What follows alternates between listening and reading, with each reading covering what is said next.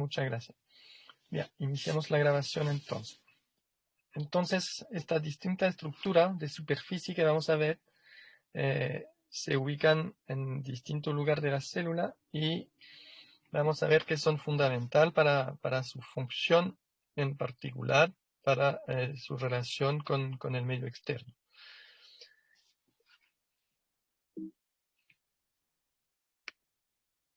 El primer elemento estructural que define cualquier célula, de hecho hay una célula mientras hay una membrana que permite separar el medio externo del medio interno celular. La membrana procariota es bien similar en términos estructural y funcional a la membrana eucariota. Está compuesta de fosfolípidos, de glicerofosfolípidos, donde se ubican las cadenas de ácido graso acá. Y esta región, como muy bien saben, es una región hidrofóbica, mientras que la región del glicerol y de los fosfatos es más bien una región hidrofílica. Importante también para tener una escala de las distintas estructuras, ver que acá una membrana, su tamaño entre las dos capas, interna y externa, es alrededor de 7 a 8 nanómetros. Y la función importante de esta membrana es obviamente mantener la integridad celular y también actuar como una barrera permeable, es decir, que permite el intercambio, pero de manera selectiva. La composición de esta bicapa, ya se lo dije, fosfolípido, cuya diversidad y composición depende del factor físico como el pH y la temperatura. La mayoría de estos fosfolípidos derivan del ácido fosfatídico, y acá le doy algunos ejemplos, como es la fosfatidiletonuramina, también el fosfatidilglicerol.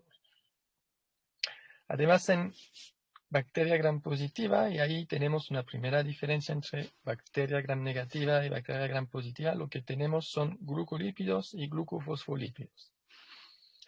Para ambos grupos, es importante destacar este fosfolípido que es el 1-decaprenilfosfato, UDP, o también se puede encontrar como lípido B, porque es un transportador lipídico y es muy importante para transportar los monómeros de las distintas macromoléculas de superficie de la célula procariota.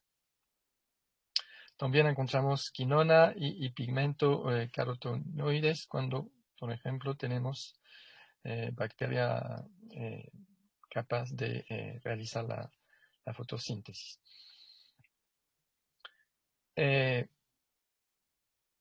Lo que tenemos a nivel de los ácidos grasos son más bien ácido graso de 14 a 16 carbono, que son saturados o a veces monoinsaturados. Mientras que en procariotas, si uno compara, tenemos poliinsaturación. En procariota lo que tenemos es saturado o monosaturado. Y la relación entre ácido graso saturado y ácido graso monoinsaturado va a determinar la fluidez de la membrana.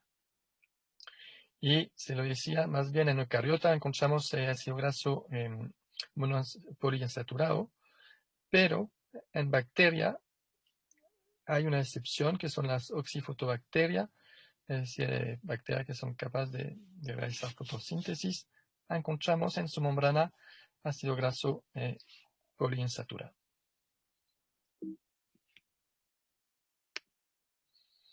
La membrana, acá una representación que está extraída de una imagen del Brock.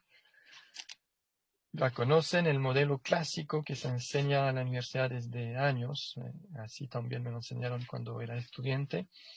Uno habla de una mosaica fluida. ¿Por qué? Porque no es una cosa firme, rígida, sino que es una estructura en movimiento donde encontramos los fosfolípidos que conforman las dos capas interna y externa de la membrana, pero también encontramos a nivel de esta membrana citoplasmática proteínas, y ahí se pueden diferenciar en base a su posición en la membrana, lo que se llama proteína periférica, que son más bien en la superficie de una u de la otra capa de la membrana, y entonces proteína periférica o epiproteína, y también encontramos lo que se llaman proteína integral o endoproteína, proteínas que van a cruzar toda la membrana.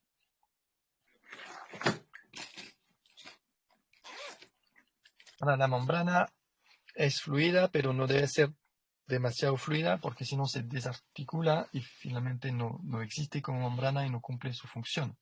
Para tener entonces algún grado de estabilización y de control de esta flexibilidad hay distintos elementos físico-químicos que son importantes. Hay enlace hidrógeno entre los fosfolípidos y algunas proteínas integral, por ejemplo. Hay interacción hidrofóbica entre los ácidos grasos, entre ellos, y también entre ácido graso y segmento de proteína integral. Y también hay interacción iónica.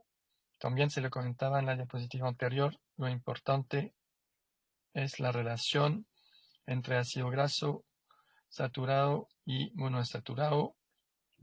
En la medida que va aumentando la proporción de ácido graso, es decir, acá en la fracción este elemento, la temperatura,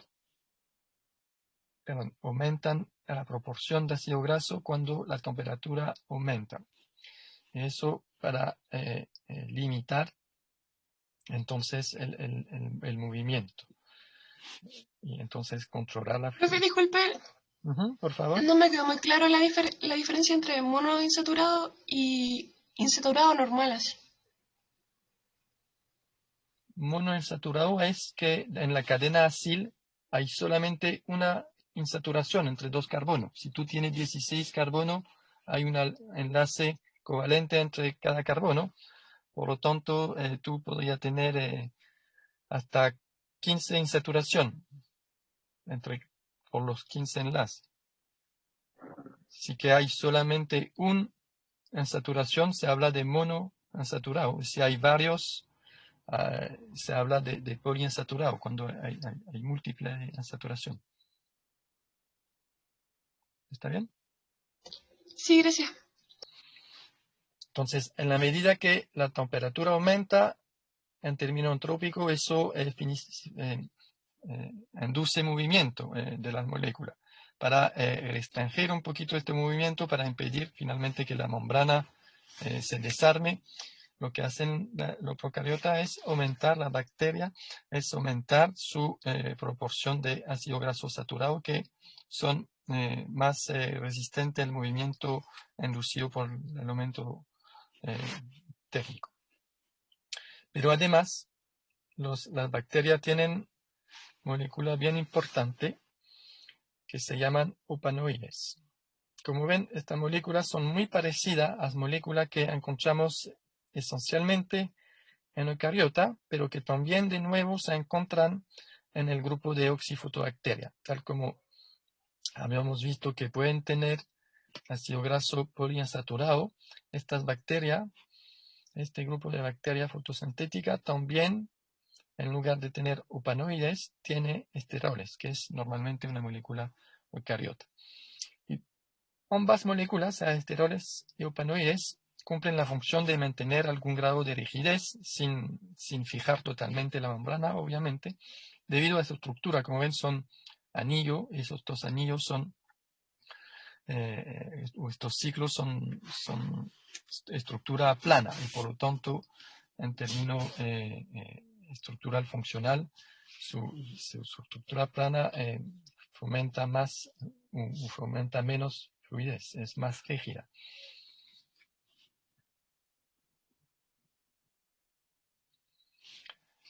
Ahora, una vez descrito la estructura de esta membrana citoplasmática, podemos enfatizar alguna función de la membrana. Va a estar involucrada en proceso energético. ¿Alguien podría decir por qué está involucrada la membrana citoplasmática en proceso energético.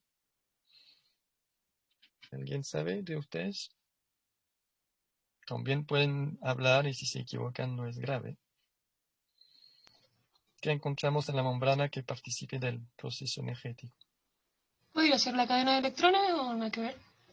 La cadena de oxidorreducción de proteína que participan del transporte de electrones, sí, exactamente. Aquí vamos a encontrar toda la proteína, citocromo, por ejemplo, quinona, todas estas cadenas de oxidorreducción que permiten el transporte de electrones que terminan en metabolismo oxidativo respirativo en la formación de agua, consumiendo oxígeno. Exactamente, respuesta correcta.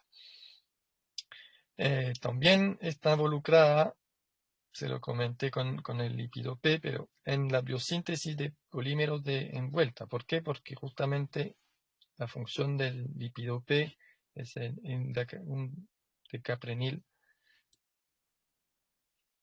acá un decaprenil fosfato. Su función es llevar al nivel de la membrana todos los monómeros que conforman los hexapolisacáridos, el lipopolisacárido, el peptidoglicano, también algunas moléculas importantes de la pared de bacteria gram positiva, como son los ácidos teicoicos y los ácidos teicurónicos. Otra función importante de la membrana es la secreción de proteína. Distintas especies bacterianas son capaces de secretar proteína en el medio extracelular y para eso hay aparatos de secreción, así se llaman, y por lo tanto estos aparatos están conformados por proteínas que son epiproteína u endoproteína que conforman un aparato de secreción para llevar la proteína blanco hacia el medio extracelular.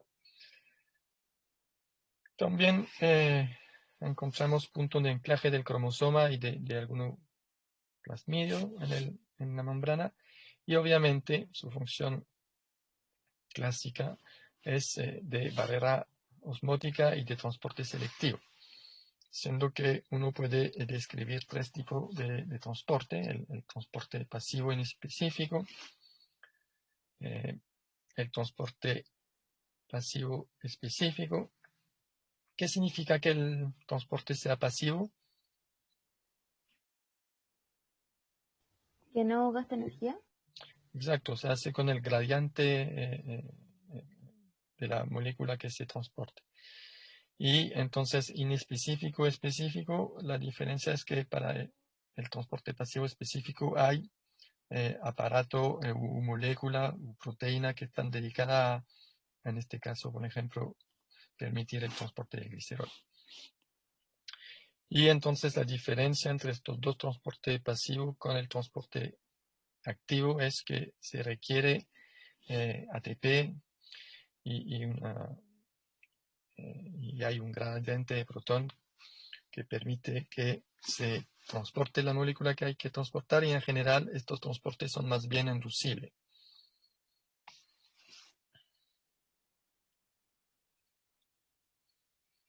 Ahora, si vimos la estructura de la membrana bacteriana, quizás resaltar este elemento acá y ver que la proporción proteína-lípido, fosfolípido, glicerofosfolípido es de 80 a 20.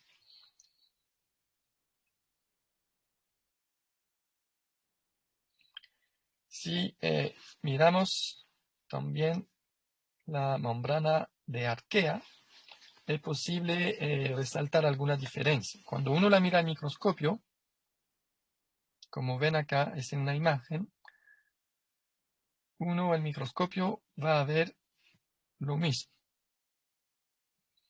Esta imagen con acá la capa externa e interna. Y también vamos a encontrar proteína integral y proteína periférica. Pero acá también tenemos la parte de glicerol y de fosfato, más hidrofóbica, pero acá la molécula que va a cumplir la función más hidrofóbica de la membrana, no son ácido graso, sino que es lo que se llama el fitamil. El fitamil, por su diferencia estructural con los ácidos grasos, entrega más rigidez. ¿Por qué entrega más rigidez? En particular en algunas arqueas, porque si bien ven acá una membrana clásica, hay una capa externa, interna, y están separadas las dos cadenas acá de fitamil, en este caso porque estamos hablando de arquea, pero si fuese bacteria serían cadena de ácido graso. En el caso de alguna especie de arquea, lo que vamos a tener es un enlace covalente entre la cadena de fitamil de la sección interna con la cadena de fitamil de la sección externa de la membrana. Por lo tanto, lo que tenemos acá al microscopio se ve igual que una membrana clásica, pero lo que tenemos es solamente una sola molécula. Por lo tanto, lo que tenemos es una suerte de, se llama así, de bicapa, pero monomolecular, que cumple la misma función, pero hacer acá presente un enlace covalente, obviamente que es más rígido en términos de movimiento transversal. Los fosfolípidos no están cada uno libre de moverse en toda dirección, sino que hay un enlace entre la parte superior y la parte inferior. Entonces, eso es un elemento estructural que le entrega más rigidez a la membrana de arquea. El segundo elemento estructural que le entrega más rigidez a la membrana de arquea es que si bien en bacteria, entre el glicerol y los fosfolípidos, lo que tenemos es un enlace éster, en arquea lo que vamos a tener es un enlace éter, acá, en verde. Y este enlace es más rígido que el enlace este. Entonces, todos estos elementos, estos dos elementos, hacen que la membrana de arquea es más rígida que una membrana de bacteria. ¿Por qué la membrana de arquea debe ser del punto evolutivo? Porque así se seleccionó, vamos a decir, es más rígida que una membrana de bacteria. ¿Tienen alguna idea del por qué podría ser? Para sobrevivir en las condiciones extremas en las que está. No, parece que está bien la respuesta, pero no la escuché bien. A ver. Que para sobrevivir a las condiciones extremas en las que se encuentra. Sí, esa es la razón principal, efectivamente. En particular para las arqueas que viven en fuente hidrotermal, la temperatura es tan alta que tienen que usar todos los elementos moleculares. Fueron seleccionadas desde el punto evolutivo solamente aquellas que en el momento desarrollaron esta ventaja evolutiva de tener una membrana más rígida frente a la entropía externa. Entonces lo que tenemos para conformar esta membrana, en lugar de en bacteria tenemos éster de ácido graso, lo que tenemos acá son éteres de alcoholes.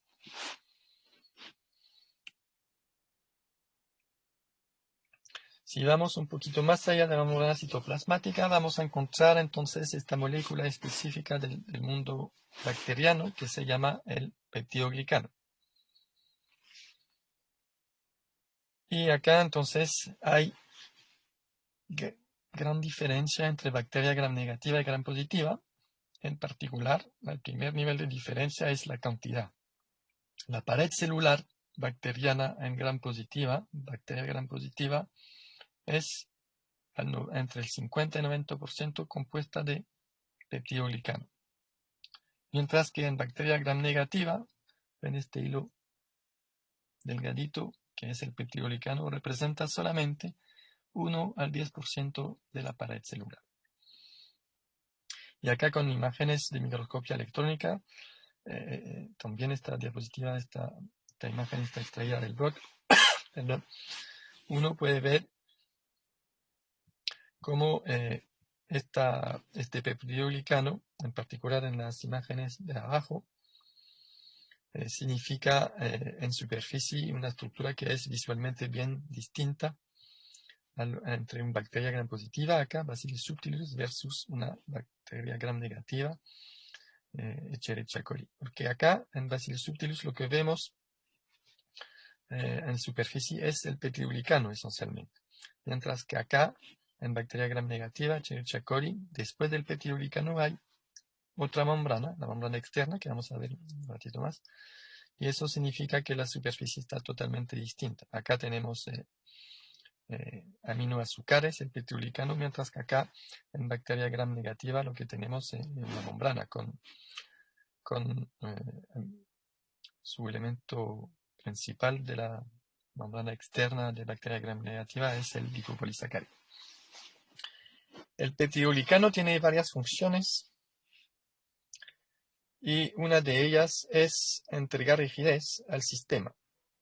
¿Por qué es necesario el petriglicano? Porque si no hubiese petriglicano, la presión de turgor, la presión de turgencia, que tiene que ver con la osmolaridad que está en el citoplasma, es superior a lo que uno puede encontrar en el medio externo. Y por lo tanto hay un equivalente de 2 atmósferas de presión adentro de la célula procariota. Y por lo tanto la membrana sola no es suficiente para mantener esta presión. Y el petriglicano ayuda entonces a resistir esta presión, permitiendo entonces que la célula no se desarme. Esa es una función importante. Ahora, elemento importante también, el petriglicano ayuda a la rigidez, pero tampoco es una malla cerrada, porque si no, una bacteria no podría intercambiar con el medio extracelular y tiene que recibir nutriente y eliminar desecho. Por lo tanto, es una malla porosa.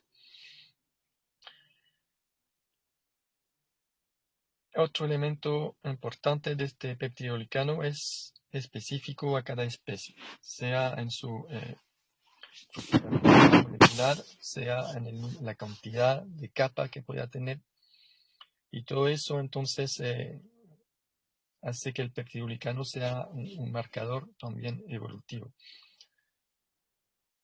De hecho, descrito hay más de 100 peptidoglicanos distintos que conforman entonces un elemento de diferenciación. El tamaño del peptidoglicano oscila entre 10 y 80 nanómetros. Si que uno lo compara con los 7 a 8 nanómetros de la membrana, como ven, es bastante más grande. En particular, en peptidoglicano de bacteria gram positiva va a ser hasta 10 veces más grueso que la membrana citoplasmática. Y finalmente, otro elemento importante le otorga, se lo había comentado, me parece en la sesión anterior, otorga la forma celular. Uno acá, en la imagen de Bacillus subtilis, la bacteria se está dividiendo y es posible ver acá un frente de síntesis de peptidoglicano. Este peptidoglicano, también llamado mureína, entonces, del punto estructural, ahora lo vamos a ver un poquito más en detalle, y está compuesta por dos azúcar. Uno es el N-acetilglucosamina y el otro es el N-acetilmurámico. Para su apunte lo pueden marcar como NAG o como NAM, pero cuando hay prueba, se lo comento desde ya para evitar complicación después. El NAG solamente, si me escriben NAG solamente en la prueba, yo no sé si que se aprendieron las 3 letras o si saben lo que está detrás. Y lo que me interesa o lo que nos interesa como profesores es que se aprenda lo que está detrás, la abreviación, no la abreviación. Entonces, estos dos moléculas, el N-acetilglucosamina y el N-acetilmurámico, el ácido N-acetilmurámico, están unidos entre ellos por un enlace beta-1,4. Y este enlace beta-1,4 es el enlace que le da rigidez al sistema. La naturaleza ha seleccionado en distintas macromoléculas este enlace entre azúcares. ¿Ustedes conocen otra molécula que están unida por enlace beta 1,4, uniendo azúcares? ¿La celulosa? No. La celulosa, que es la pared de la planta, es un enlace beta 1,4 entre qué azúcar y qué azúcar. ¿Y glucosa? Exactamente. Que hay otra molécula importante que le da rigidez a los ser vivos, a alguna estructura de ser vivo.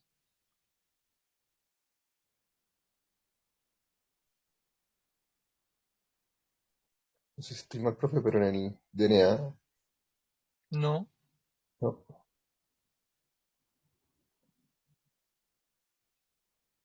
¿La quitina?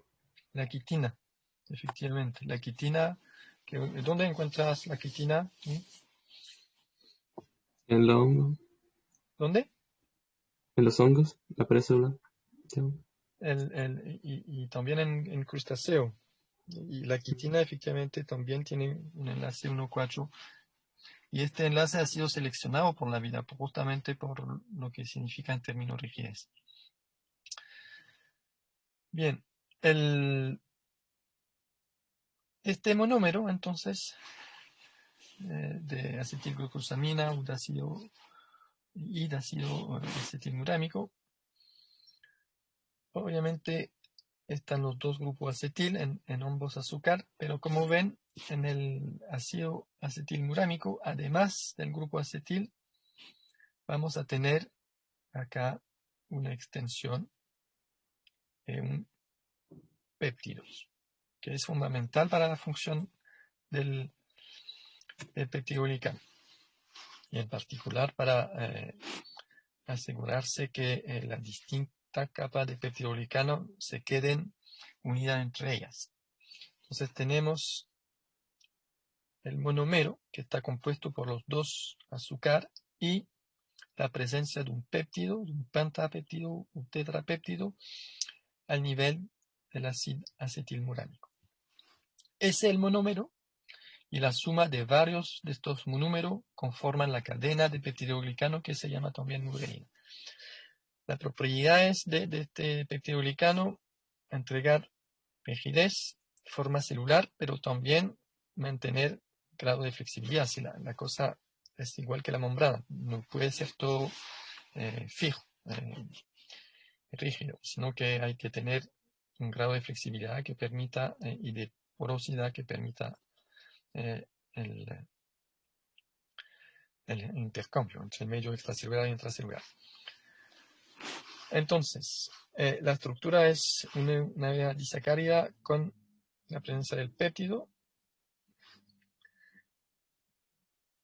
un enlace beta 1,4 entre los azúcares, y la cadena de peptidoglicano en su largo oscilan entre 10 y 100 monómeros, siendo el monómero eso. Otro elemento importante para la rigidez es que los aminoácidos que tenemos acá tienen en el nivel de su carbono una alternancia. Son aminoácido dextrogiro u levogiro, y eso por alternancia. Esta alternancia significa que si uno lo ve en el espacio, los enlaces están en posición que permita entregar más rigidez que el sistema, en lugar de estar todos alineados en el espacio.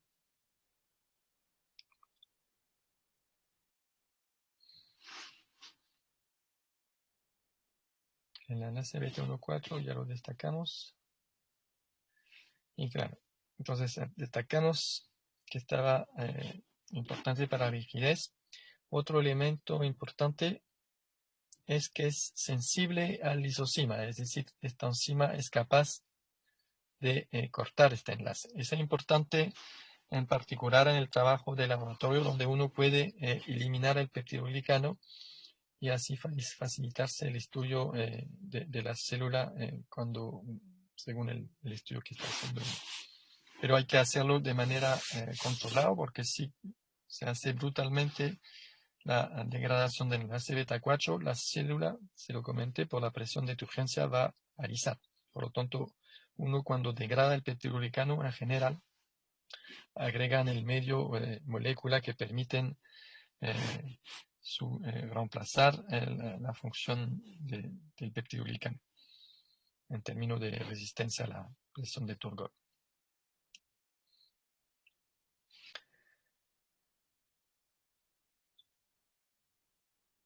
El enlace entre intercadena también tiene que ver con la rigidez del sistema.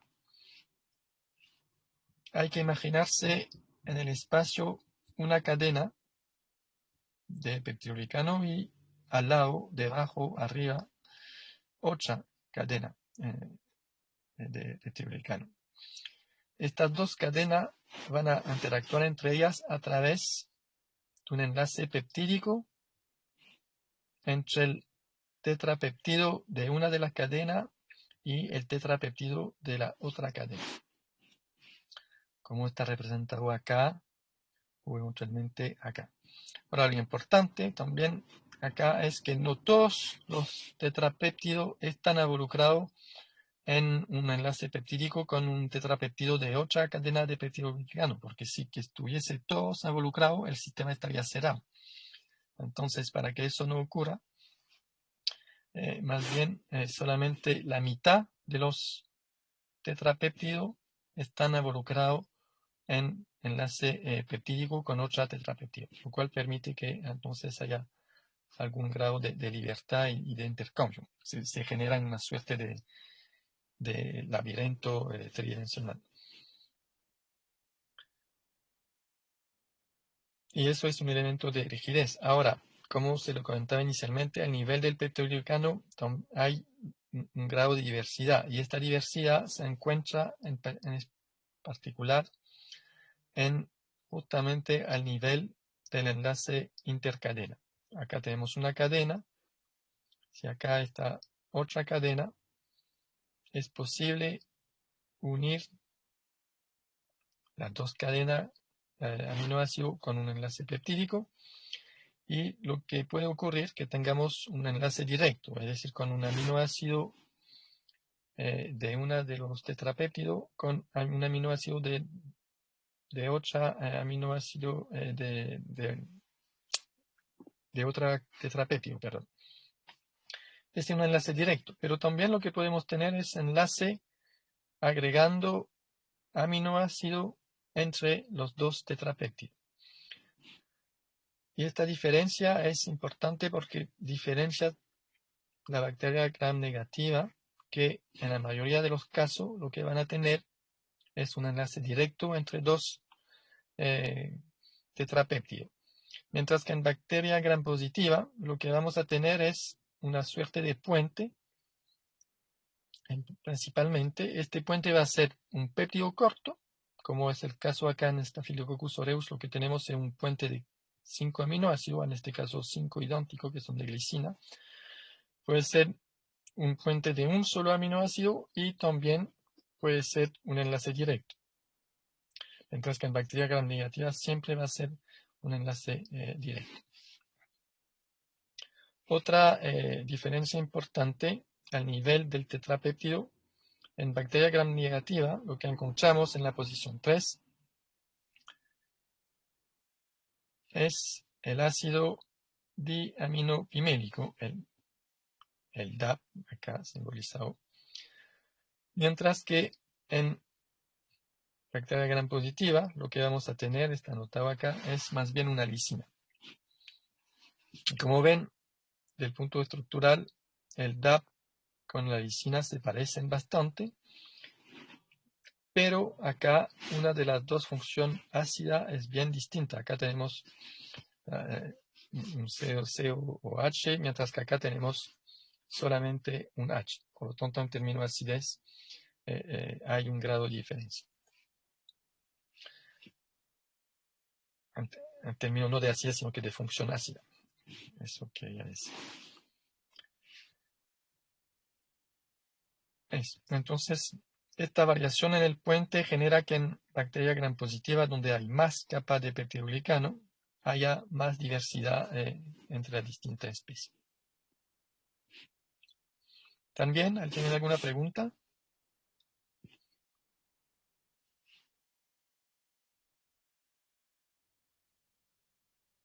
Profe, ¿Sí? ¿podría repetir lo último? Es que no entendí bien la diferencia entre esto de directo y no directo en la gran positiva y gran negativa.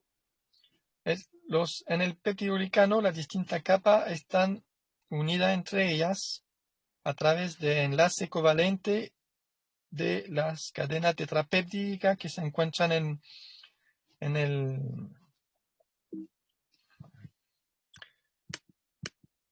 que se encuentran acá en el ácido acetilmurámico, ¿cierto? Cada monómero tiene su cadena tetrapeptídica.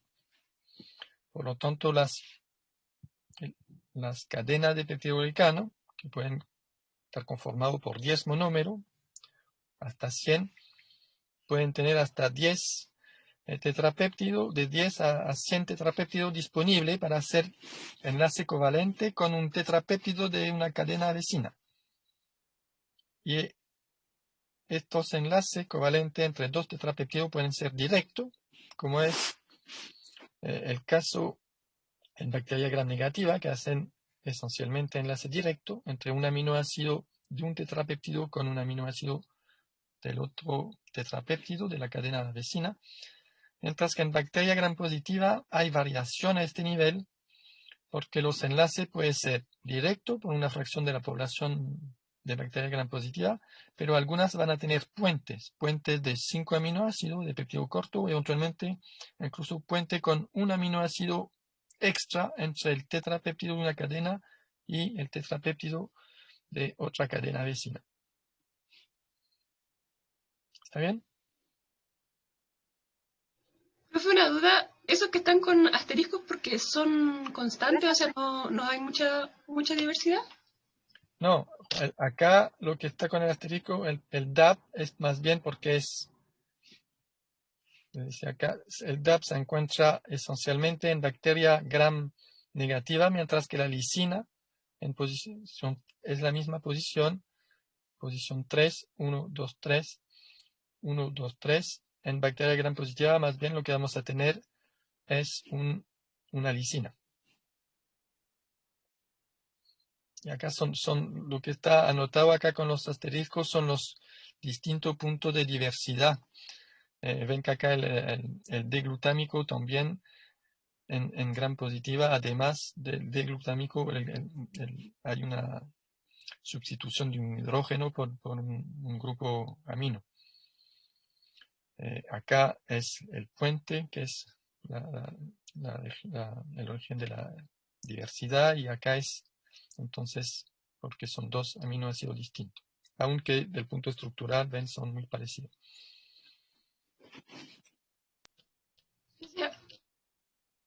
De nada. Ahora, ¿dónde se sintetizan estos monómeros que conforman el peptidoglicano? En primer lugar hay que sintetizar los azúcares, el acetilglucosamina y el acetilmurámico. Y como ven, el acetilglucosamina permite, o mejor dicho, el acetilmurámico deriva de la acetilglucosamina. Esta primera etapa entonces de formación de los intermediarios e incluso del acetilmurámico unido ya con una fracción del aminoácido ocurre en el citoplasma. Esos son entonces la síntesis de los precursores, ocurre en el citoplasma. Lo que tenemos al final de la síntesis del acetilmurámico es lo que se llama un acetilmurámico con un pentapéptido, luego de agregar al tetrapéptido alanina.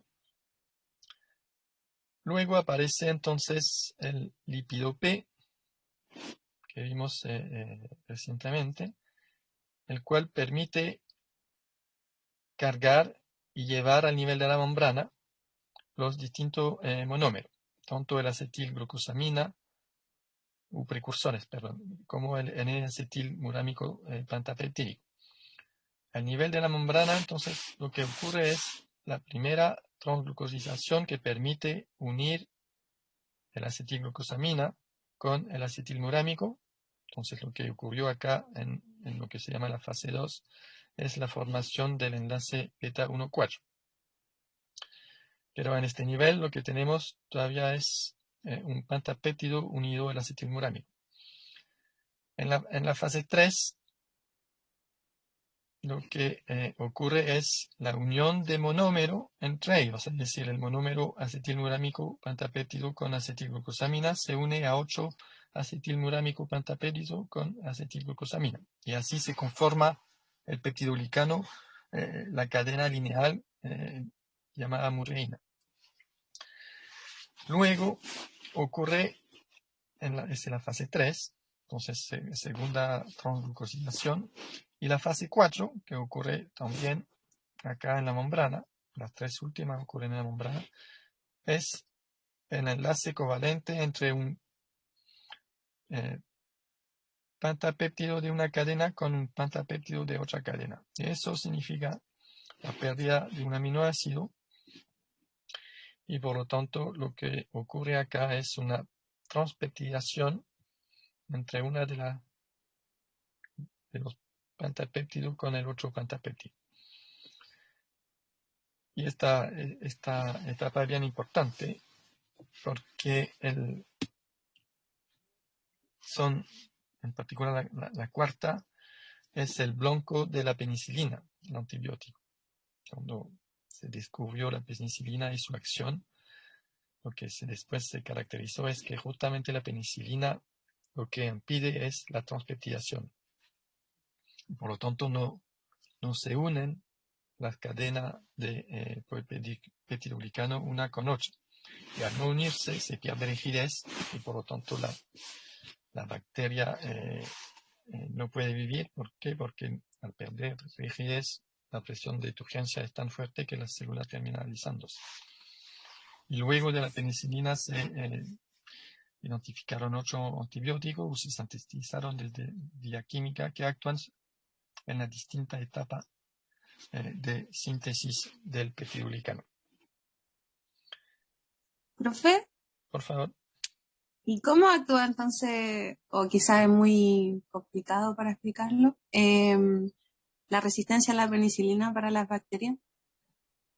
Es que tienen plasmidio que llevan genes que expresan, es decir, que son transcritos para que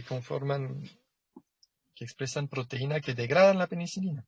Es el principio Entonces no alcanza a actuar la penicilina. exacto, porque la degrada antes la bacteria. Gracias.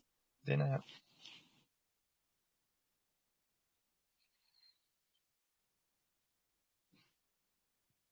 Acá se ve mejor, se lo comentaba con Bacillus subtilis, pero acá se ve mejor la célula es una suerte de coco o coco bacilo que se está dividiendo. Y acá, donde está la flecha blanca, es el frente de síntesis del peptidoglicano, que se va sintetizando en paralelo con la división. Entonces es bien interesante porque los antibióticos que actúan sobre el peptidoglicano son activos en bacterias que se dividen, porque el momento de la división se va sintetizando el peptidoglicano para la nueva célula. Sí hay presencia de bacterias, pero que están en un estado más bien de latencia, sin división, el antibiótico no va a tener efecto. Una vez que está degradado o eliminado por el cuerpo, sí que la bacteria que estaba presente vuelve a un ciclo activo, sigue presente. Entonces, estos antibióticos que actúan sobre la síntesis del peptidoglicano son muy activos en bacterias que están dividiéndose. Las bacterias que no se están dividiendo pasan piola, entre comillas.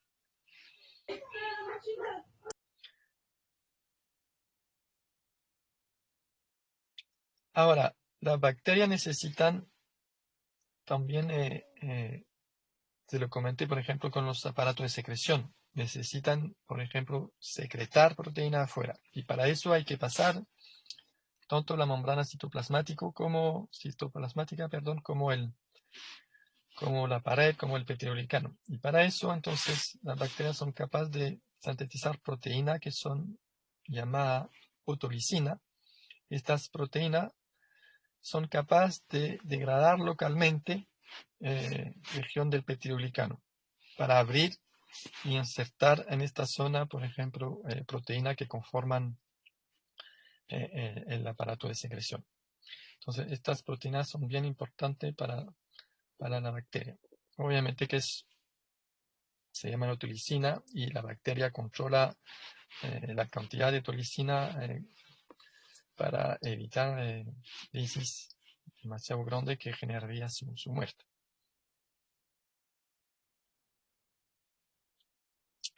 En bacteria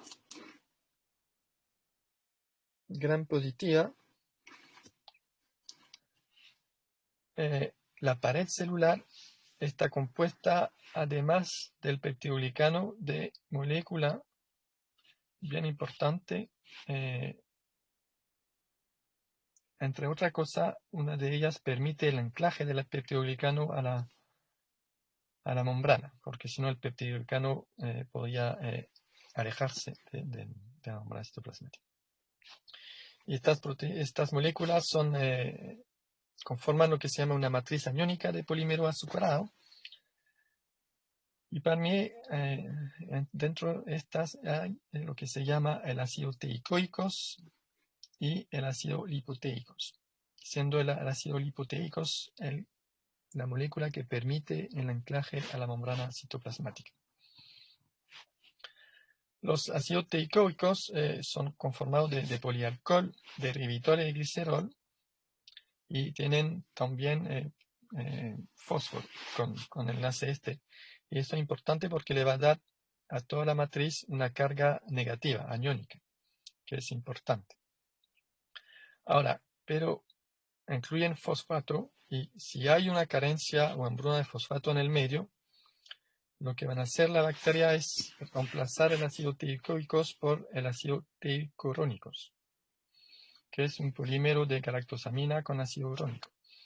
Lo que sí siempre está es el ácido lipoteicos, independiente que haya carencia de fosfato, porque ese es fundamental para anclar la pared celular, la red de peptidolicano a la membrana citoplasmática.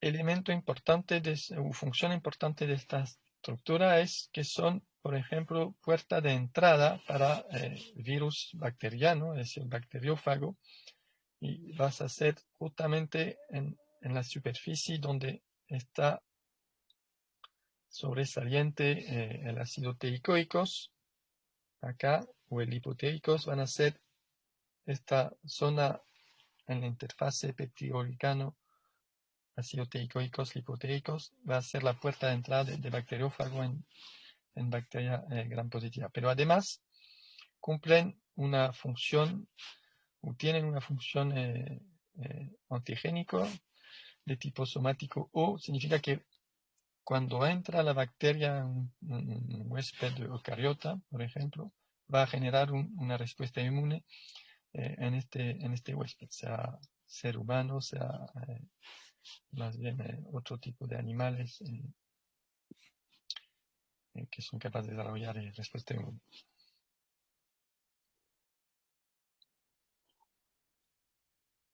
Esta diferencia entre la estructura de membrana de pared, en bacteria gram positiva, gram negativa, se refleja al nivel de la tinción de Gram.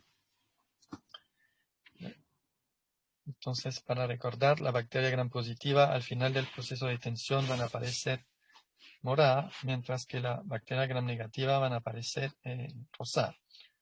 Ahora, hay bacterias que no responden a la tinción de Gram, en particular bacterias que pertenecen al género Mycobacterium, que son responsables de tuberculosis en humano y en bovino. Y esta diferencia en la tinción tiene que ver justamente con la pared celular. Acá entonces la tensión de Gram no resulta y lo que hay que hacer es más bien una tensión que se llama tensión de Zell-Nielsen y que es, necesita tratamiento con ácido y temperatura para lograr teñir estas bacterias. Ahora sí, lo que podemos decir es que este grupo de bacterias, Mycobacterium, son gram positiva, pero no con la tensión, sino que con su porcentaje de RC a nivel genómico. Y entonces, ¿por qué no se teñen? Porque su pared, como lo ven, está compuesta por 8 macromoléculas. En primer lugar, tenemos un pseudo peptidoglicano, acá donde el N-acetilglucosamina está reemplazado por un N-glucolil murámico y el número de capa es bastante menor. Pero lo importante que es que hay sobre este peptidoglicano delgado presencia de macromoléculas que están unidas con enlace covalente, que son los ácidos micólicos, acá al primer nivel, y luego lo que tenemos son estas moléculas que son los glucolípidos. Entonces, toda esta estructura particular con gran cantidad de macromoléculas y de cadena de carbono muy larga, conforman una estructura particular que hace que cuando uno crece esta bacteria en un medio líquido va a flocular, porque va a adherirse. Y cuando uno lo crece en placa de Petri, en medio sólido, va a conformar colonia muy cerosa, debido a esta gran cantidad de macromoléculas en su superficie. La ventaja para la bacteria es que esta estructura le da una grande resistencia a la desecación. Y por el otro lado, en términos de patogenicidad, pero mirando desde el huésped, la patogenicidad está asociada a estas macromoléculas de superficie, y en particular los glucolípidos acá y el lipoarabinomanano.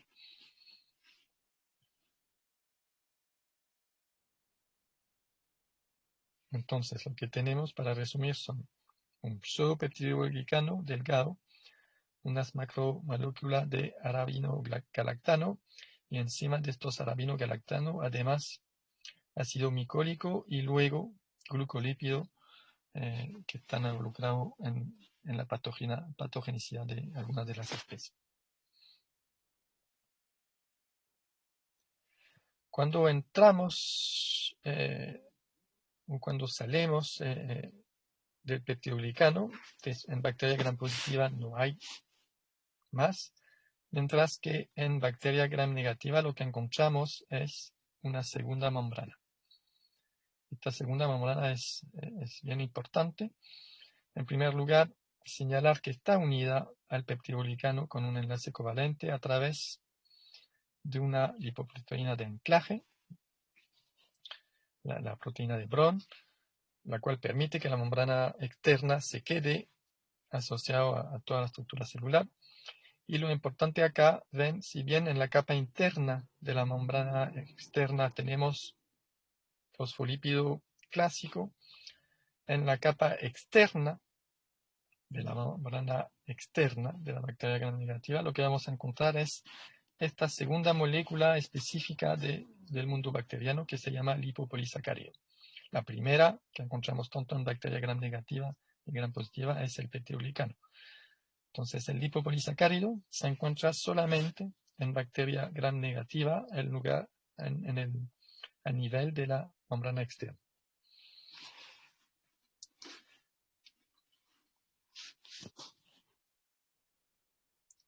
Y acá la proporción lipopolisacárido versus proteína, si se recuerdan en la membrana citoplasmática teníamos 80-20, 80 proteína,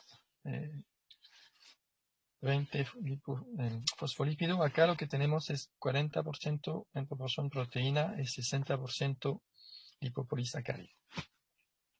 Y acá en este esquema entonces la lipoproteína que permite unir covalentemente la membrana externa. ¿Y cómo lo hace la lipoproteína? Aprovecha la cadena de tetrapéptido o pentapéptido libre del peptidoglicano para hacer un enlace covalente. Todo este sistema entonces hace que haya menos fluidez que la membrana citoplasmática, en particular entonces por los enlaces covalentes entre el peptidoglicano con la lipoproteína, pero también por enlace iónico entre proteína y peptidoglicano y enlace hidrófobo entre los fosfolípidos y la proteína de la capa interna de la membrana externa. Esta molécula específica de bacteria gram negativa, el lipopolisacárido, es importante en términos funcional y estructuralmente puede dividirse en tres zonas. La zona proximal o hidrofóbica, que permite entonces conformar la capa externa de la membrana, está compuesta por el lípido A.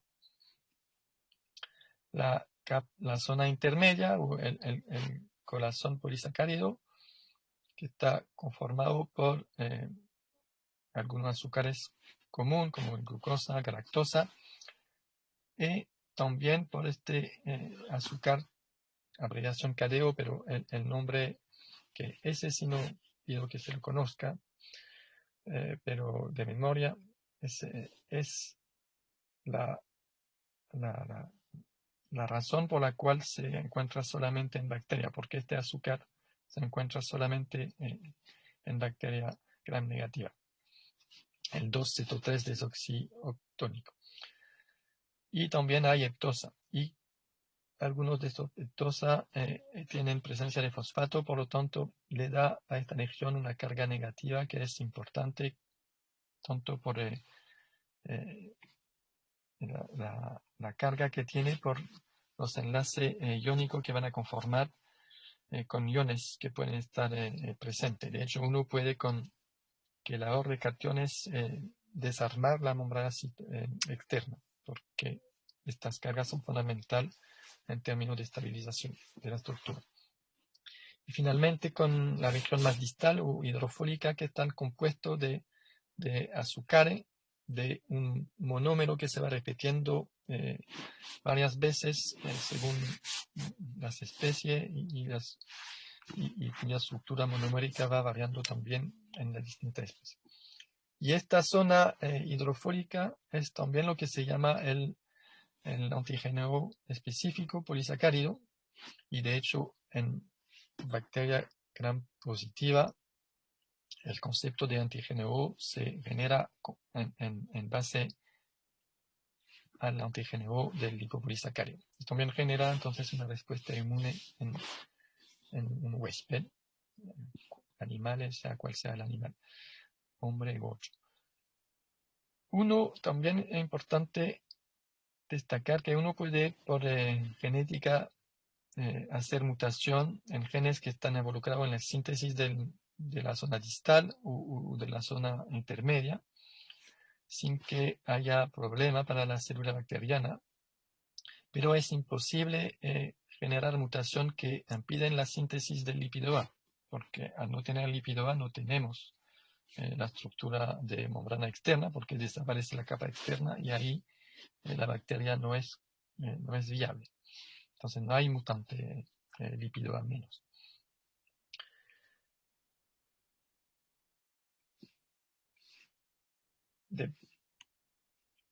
Del punto funcional, este liposacárido está asociado a la patogenicidad. De hecho, uno puede hacer mutación que eliminan la parte distal y bajar el nivel de patogenicidad que puede tener una especie. Y también, por el otro lado, la respuesta que puede tener un huésped mucho tiene que ver con la parte lípido A. De hecho, si se purifica y se inyecta solamente endotoxina A, es posible generar muerte del animal en la cual se inyecta, porque hay respuesta inmune muy fuerte. Otra función importante, el lipopolisacárido permite, cumple una función de barrera, en particular en contra de moléculas solubles o permeables como los antibióticos, lo impide su llegada, y también permite más resistencia a disolvente orgánico y a detergente.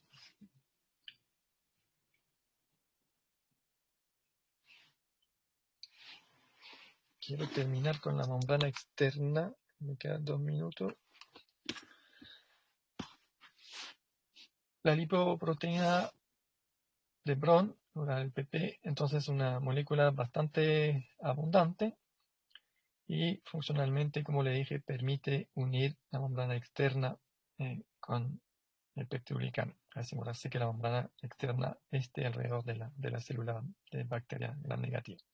Por lo tanto, tiene un enlace covalente en el nivel N-terminal con ácido graso y tiene un enlace covalente al nivel del carboxiterminal con el peptidoglicano.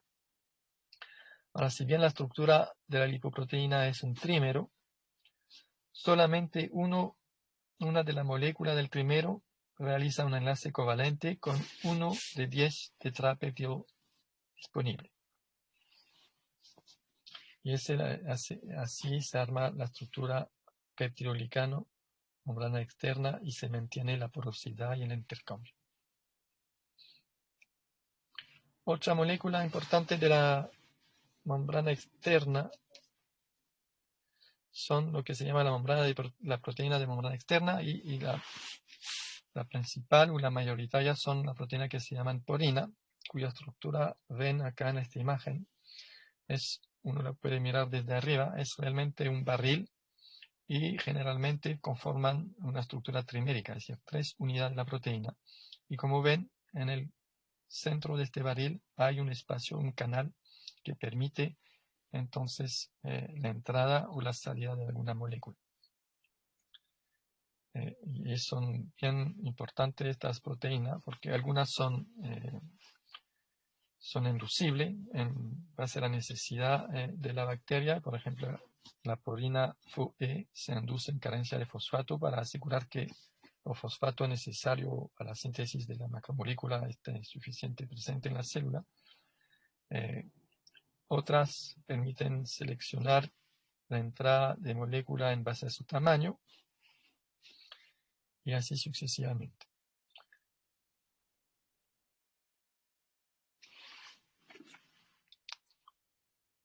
Ya llegamos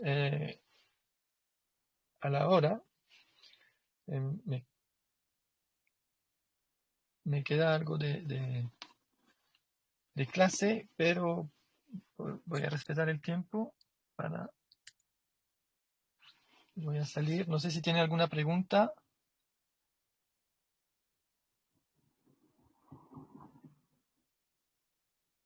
¿Aló? No, profe, ya No, tengo profe. preguntas. Todo súper claro. Lo que sí voy a ver cómo me quedan unas diapositivas. No he terminado y seguramente necesito unos 15, 20 minutos más. Voy a coordinar para que lo podamos hacer. Vale, ok. Ya.